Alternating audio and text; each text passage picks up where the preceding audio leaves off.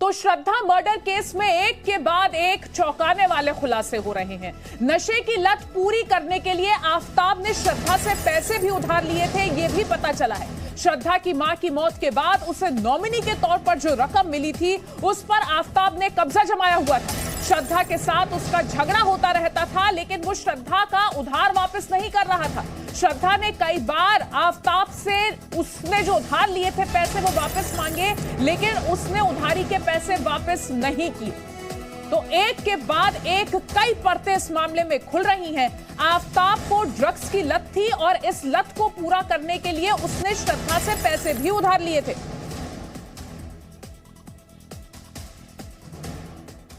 तो श्रद्धा murder case की गुत्थी सुलझाने के लिए दिल्ली पुलिस आफताब की जिंदगी के हर पन्ने को पलट रही है। तहकीकात में श्रद्धा की हत्या का ड्रग्स कनेक्शन भी सामने आया है। सूत्रों के मुताबिक आफताब ये ड्रैगन फ्रूट की खेती करके हर एकड़ में हर साल 12 लाख तक कमा लेते हैं।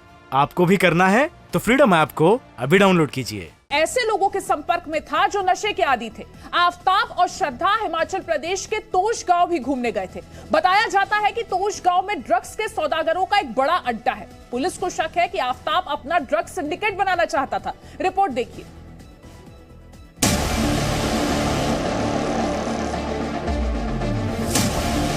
श्रद्धा मर्डर केस का ड्रग कनेक्शन। ड्रग्स सिंडिकेट बनाने की तैयारी कर रहा था आफताब। लड़कियों से ड्रग्स की तस्करी कराना चाहता था आफताब। दिल्ली पुलिस को आफताब के फोन से ऐसे सबूत मिले हैं जिससे ये खुलासा हो रहा है कि आफताब ऐसे लोगों के संपर्क में भी था जो नशे के आदी हैं और वो अपने शौक को पूरा करने के लिए पानी की तरह पैसा बहाने के लिए भी तैयार थे। पुलिस की पूछताछ में आफताब ने अब तक का सबसे बड़ा खुलासा किया है। आफताब ने पुलिस को बताया कि जब उसने श्रद्धा की हत्या की उस वक्त वो गांजे के नशे में था और यहाँ तक कि जब उसने श्रद्धा के शव के 35 टुकड़े किए थे उस वक्त भी वो गांजे का सेवन कर रहा था। पुलिस का शक इस बात से भी गहराया कि आफताब ने दिल्ली में रहने के लिए मेहरौली इलाके को चुना था, जहां विदेशी मूल के लोग भी रहते हैं। इनमें से कई लोग नशे के आदी हैं। आफताब की चैट से ये भी खुलासा हुआ है कि उसके साथ कॉल सेंटर में काम करने वाले कुछ लड़के और लड़कियां ड्रग्स की लत में डूबे हुए थे।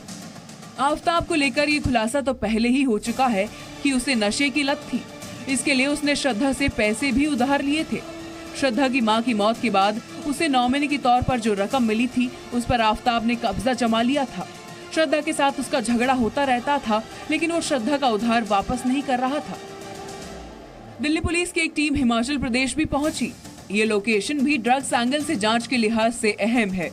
ये खुलासा खुद आफताब ने ही किया था कि वो श्रद्धा को ट्रैकिंग कराने के लिए हिमाचल के कुल्लू और तोश गांव लेकर गया था। बताया जाता है कि तोश गांव में चरस का अवैध धंधा बड़े पैमाने पर होता है। आरोप है कि ये ड्रग्स के वितरण का बड़ा अड्डा बन चुका है। दावा किया जाता है कि तोश गांव के कुछ लोग इसमें शामिल हैं और वो यहाँ आने वाले पर्यटकों को अपने घरों में ही ठहराते हैं, जिसका कोई रिकॉर्ड नहीं रखा जाता। लिहाजा श्रद्धा मर्डर केस की जांच में तोश गांव अहम कड़ी साबित हो सकता है। सवाल ये उठ रहा है कि आफताब का श्रद्धा को मुंबई से इतनी दूर ऐसी जगह पर लेकर जाना क्या सिर्फ घूमने का टूर था या इसके पीछे की वजह अपना ड्रग सिंडिकेट खड़ा करना था।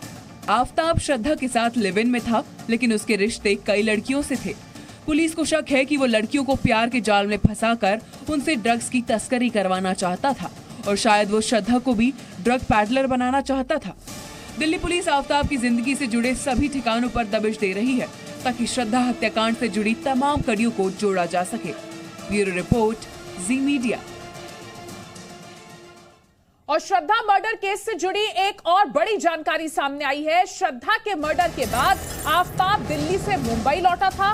मुंबई में वसई के फ्लैट के सामान की शिफ्टिंग के लिए आफताब ने एक मूवर्स एंड पैकर्स की मदद ली थी और सामान को दिल्ली शिफ्ट करवाया था और इसके लिए उसने 20,000 रुपए की रकम भी चुकाई थी। मूवर्स एंड पैकर्स के बिल के मुताबिक आफताब जून के महीने में वसई आया था। तो ये भी एक अहम जानकारी पुलिस को मिली है और अब इस पर भी पुलिस की तहकीकात और होगी कि क्यों आफताब ने जो ये पैसे दिए, जो ये शिफ्टिंग हुई, इस दौरान क्या कुछ और ऐसी बातें थी जो पुलिस को इंपॉर्टेंट लगेंगी और आगे इस केस में पुलिस की मदद करेंगी। तो पुलिस की टीम श्रद्धा की बॉडी के टुकड़ों की तलाश में दिल्ली के मैदानगढ़ी तालाब भी पहुंची। यह भी हम आपको बता दें, पुलिस को यहां पर यह शक है कि तालाब में आफताब ने श्रद्धा के शरीर के कुछ हिस्सों को फेंका था। जांच से पहले पुलिस ने तालाब के पानी को कम कराने की कवायद शुरू कर दी है। इसके अलावा इस केस से जुड़े 9 अहम किरदारों के बयान भी दिल्ली पुलिस ने दर्ज कर लिए हैं। रिपोर्ट देखिए।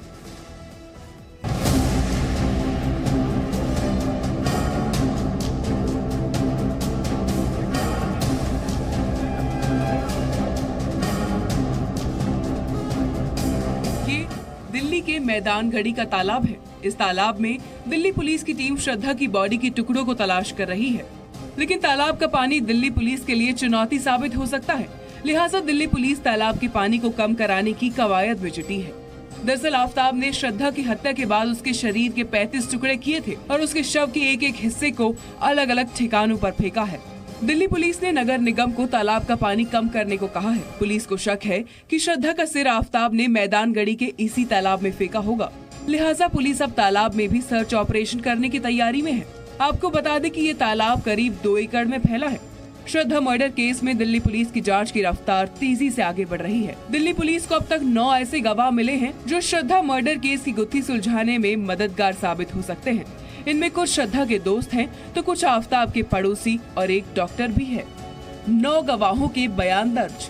गवाह नंबर 1 राहुल राय, श्रद्धा का दोस्त। श्रद्धा मर्डर केस में राहुल राय की गवाही बेहद अहम है, क्योंकि सबसे पहले श्रद्धा ने राहुल को ही ये जानकारी दी थी कि आफताब उसके साथ मारपीट करता है और आफताब उसे जान से मारने की कोशिश कर चुका है। गवाह नंबर 2 गॉडविन, श्रद्धा का मददगार। गॉडविन वो शख्स है जो इस केस की अहम कड़ी साबित हो सकता है। मुंबई में जब आफताब ने श्रद्धा के साथ मारपीट की थी और उसका गला दबाया था, तब श्रद्धा को चोट आई थी और वो घर से अपना इलाज कराने निकली थी। तभी गॉडविन ने श्रद्धा की मदद की थी और उसे अस्पताल लेकर गया था और गॉडविन ने ही श्रद्धा को पुलिस स्टेशन तक ले जाने में मदद की थी।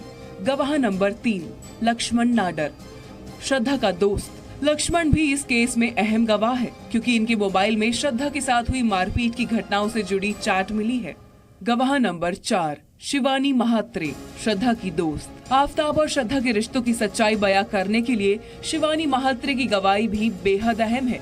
शिवानी ने ये खुलासा किया है कि आफताब की करतूतों के बारे में श्रद्धा ने उसे भी जानकारी दी थी और आफताब श्रद्धा के रिश्ते की शुरुआत से ही मारपीट का दौर शुरू हुआ था। इन नामों के अलावा दिल्ली पुलिस ने 5 और गवाहों के बयान दर्ज किए हैं, जिनमें श्रद्धा के पिता, उसके क्लासमेट और श्रद्धा के मैनेजर के नाम शामिल हैं।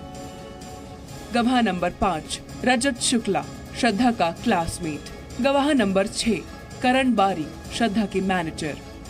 गवाह नंबर 7 विकास वालकर, श्रद्धा के पिता। वहीं पुलिस ने 2 डॉक्टरों के बयान भी दर्ज किए हैं, जिनमें से एक डॉक्टर ने श्रद्धा का इलाज किया था तो दूसरे ने आफताब का। गवाह नंबर 8 डॉक्टर शिव प्रसाद शिंदे, मुंबई के ओजोन अस्पताल के डॉक्टर। गवाह नंबर 9 डॉक्टर अनिल। ये वही डॉक्टर अनिल हैं जिन्होंने आफताब का इलाज किया था। आफताब डॉक्टर अनिल के पास तब पहुंचा था जब उसके हाथ में चोट लग गई थी। माना जा रहा है कि जब आफताब श्रद्धा के शव के टुकड़े टुकड़े कर रहा था, तब आफताब का भी हाथ कट गया था। तब उसने डॉक्टर अनिल कुमार से अपना इलाज करवाया था। दिल्ली से प्रमोद शर्मा, रजनीश शर्मा के साथ ब्यूरो रिपोर्ट, जी मीडिया। तो श्रद्धा मर्डर केस की गुत्थी सुलझाने के लिए आज का दिन अहम साबित हो सकता है। श्रद्धा के आरोपी आफताब का सच दुनिया के सामने आ सकता है। दिल्ली पुलिस आज से आरोपी आफताब के नार्को टेस्ट की प्रक्रिया को शुरू कर सकती है। तो सूत्रों के मुताबिक जो जानकारी मिल रही है, आज से आफताब के नार्को टेस्ट के प्रोसेस को शुरू करने की संभावना जताई जा रही है। पुलिस ने आफताब के नार्को टेस्ट के लिए 50 सवालों की एक लंबी लिस्ट तैयार की है। तो श्रद्धा हत्याकांड की गुत्थी सुलझाना दिल्ली पुलिस के लिए सबसे बड़ी इस वक्त चुनौती बनी हुई है, क्योंकि आरोपी आफताब लगातार अपने बयान बदल रहा है। सूत्रों के मुताबिक आफताब ट्रैकिंग के दौरान श्रद्धा को पहाड़ से गिराकर मारने की भी साजिश रच रहा था, लेकिन उसे इस बात का डर था कि अगर श्रद्धा बच गई तो वो पकड़ा जा सकता है। इसलिए आफताब ने श्रद्धा को खत्म करने के लिए प्लान बी तैयार किया। रिपोर्ट देखिए।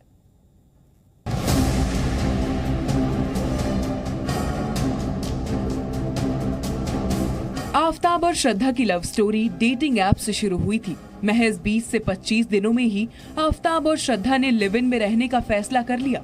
इस दौरान दोनों इतने करीब आ गए कि कुछ दिनों के लिए उनकी जिंदगी में किसी दूसरे की जगह ही नहीं थी।